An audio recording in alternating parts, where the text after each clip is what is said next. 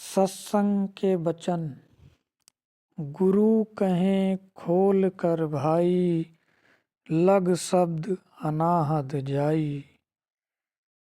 इस शब्द में आप संत मत पर संतों महात्माओं की शिक्षा और फिलॉसफी के हर अंग पर बड़ा स्पष्ट रूप से प्रकाश डालते हैं।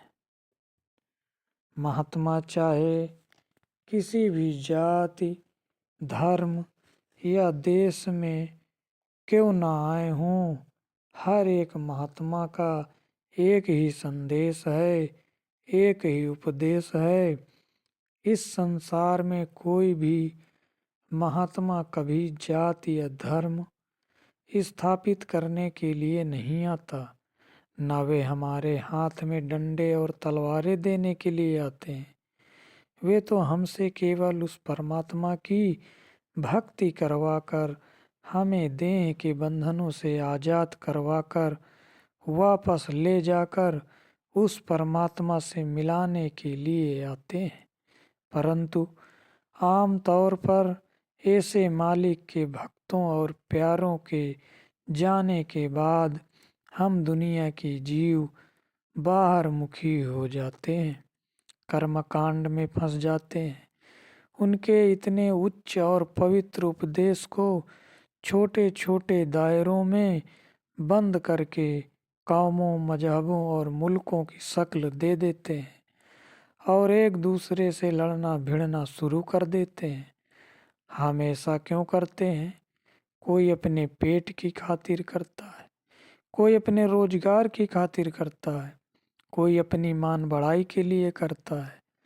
महात्माओं का उपदेश सारे संसार के लिए होता है। जब हम उनके उपदेश या अनुभव को अपनी छोटी छोटी सीमाओं में बंद करने की कोशिश करते हैं, तो इससे ज़्यादा हम उन मालिक के भक्तों के साथ और क्या बेइंसाफी कर सकते हैं। अगर हम निष्पक्ष मन से किसी भी महात्मा की वाणी की खोज करने की कोशिश करेंगे, तो इसी निर्णय पर पहुंचेंगे कि हर एक महात्मा का एक ही संदेश है, हर एक महात्मा का एक ही उपदेश है। महात्मा समझाते हैं कि इस दुनिया में जो कुछ भी हमें नजर आ रहा है, जो भी दुनिया चल फिर रही है, यह अपने आप ही पैदा नहीं हुई है, यह अपने आप ही चल फिर नहीं रही है। इसे कोई ना कोई पैदा करने वाला है, चलाने वाला है। वह कौन है? वह एक परमात्मा है, अकाल पुरुष है, वाही गुरु है, परमेश्वर है, जिसके हजारों ही नाम हमने अपने अपने प्यार में आकर रखे हुए हैं। सारी दुनिया की रचना उस परमात्मा ने की है, उसके आधार पर यह सारी दुनिया चल रही है। हमारी आत्मा उस परमात्मा का अंश है, हम उस सतनाम रूपी समुद्र की बूंद हैं। कबीर साहिब फरमाते हैं, कहूँ कबीर इहु राम की अंशु। आदि ग्रंथ की वाणी है ये कि यह हमारी आत्मा उस राम अर्थात परमात्मा का अंश है। यही गुरु नानक साहिब का अनुभव है। आत्ममहि राम, राममहि आत्म, चीन्हस गुरु विचारा। कि आत्मा के अंदर वह परमात्मा है और परमात्मा के अंदर हमारी आत्मा।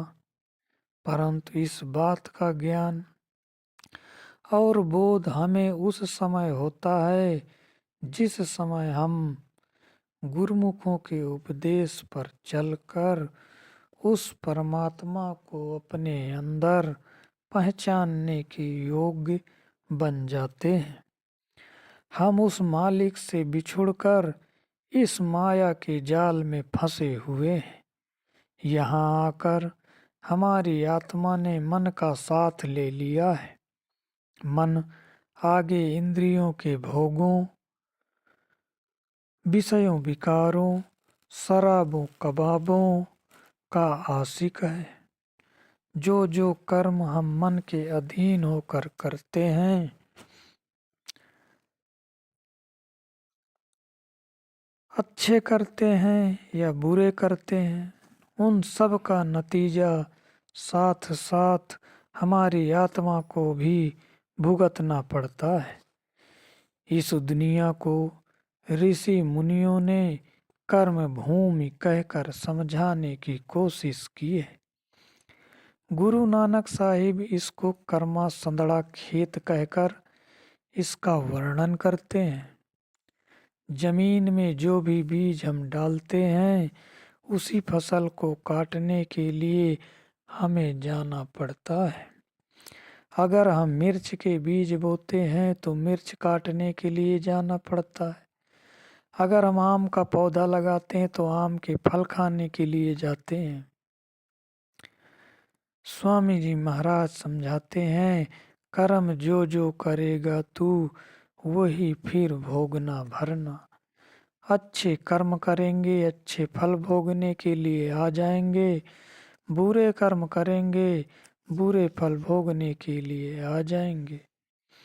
परंतु कभी अच्छे कर्म करके हम देह के बंधनों से आजाद हो सकते हैं और ना कभी बुरे कर्म करके जन्म मरण के दुखों से मुक्त हो सकते हैं।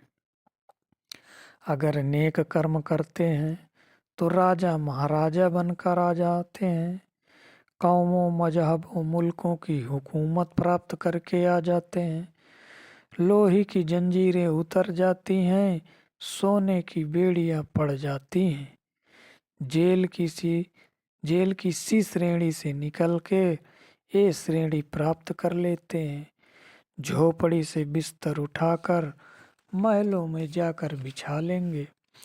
हाथ में झाड़ू निकल जाएगी, हुकूमत की बागडोर मिल जाएगी। ज्यादा से ज्यादा हम बैकुंठों या स्वर्गों में चले जाएंगे।